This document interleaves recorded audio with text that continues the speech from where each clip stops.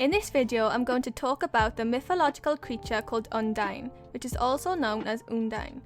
The Undine is a mythological figure of European tradition that has been around for many centuries, as far back as the ancient Greece.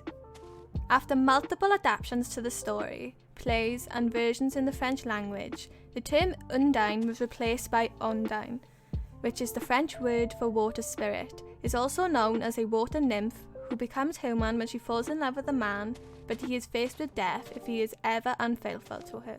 The Undine was first mentioned in the writings of the Swiss author Paracelsus, who wrote about his theory on about how there are spirits called Undines who inhabited the element of water.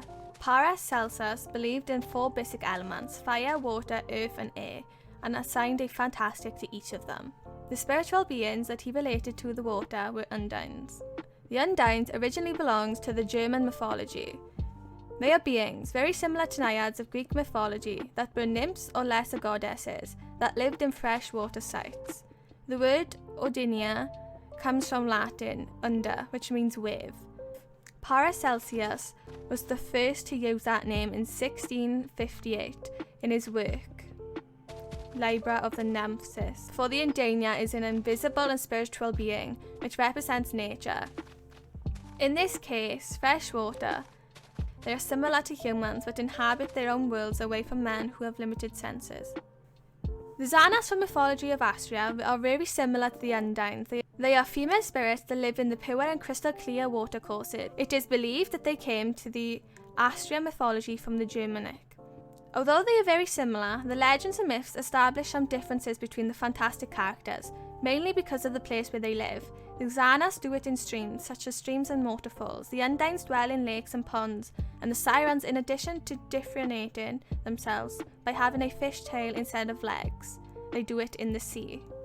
Mythological Undines are water nymphs, naiads, mermaids, all beings associated with water. Although resembling human in their form, they lack a human soul. Those under the curse must always remember to breathe in and breathe out. Forgetting to do this would result in death. The Nereids were in Greek mythology of the 50 daughters of Nereus, the god of waves and of the sea, and of Doris and Oceanic. They differ from Undines in that they live in the sea and not in the fresh water, and they resemble these in the fact that, in spite of being aquatic beings, they have legs and not fish tails. They also have a melodious voice, and they are usually kind and beneficial entities. The Greeks usually left offerings to get their favours on beaches and cliffs. The sylphs are an equivalent to the Undines in the air. There are element spirits that Paracelsus related to him. Fantastic beings that represent the spiritualization of matter. Unlike the Undines, sylphs are members of both sexes.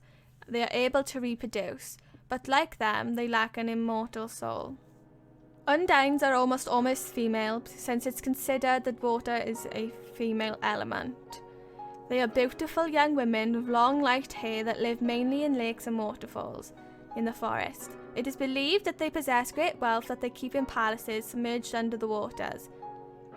They have beautiful voices. Sometimes they are heard over the noise of waterfalls. Traditionally, it's believed that fountains were filled with tears of Undines, and when one of them was offended, the fountain dried up. For that reason, villagers used to leave offerings in the fountains. Its only limitation is that they lack soul. This lack of human soul of the Undines is the basis for one of the best known legends about them. To get their immortal soul, they must marry a human and have a child with them. When she marries, the Undine will shorten her lifetime on Earth, but she will have won the immortality of the human soul. However, the husband must remain faithful because otherwise he will die a gruesome death. The story of Undine has been adapted and changed throughout the centuries, yet astonishingly, key elements of the story has remained the same. The story is of a young water nymph called Undine, who is beautiful and has an enchanting singing voice.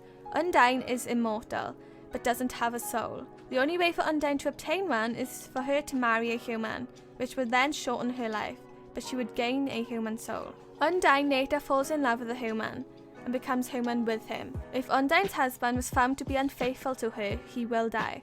She soon marries him and bears him a mixed breed child. Her child is born of a soul and has many aquatic attributes. Throughout the story, Undine finds her husband with another woman and he soon dies.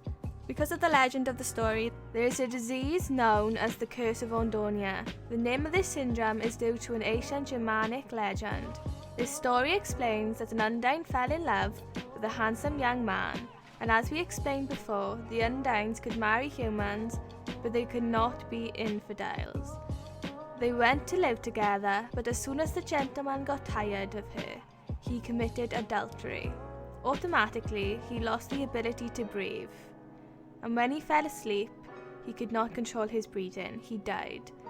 The disease known as the Curse of Undine designates a respiratory syndrome that implies the inability to breathe autonomously. It is unknown whether the tale of Undine is a part of history or if it's a fairy tale. It still remains a mystery that is waiting to be solved.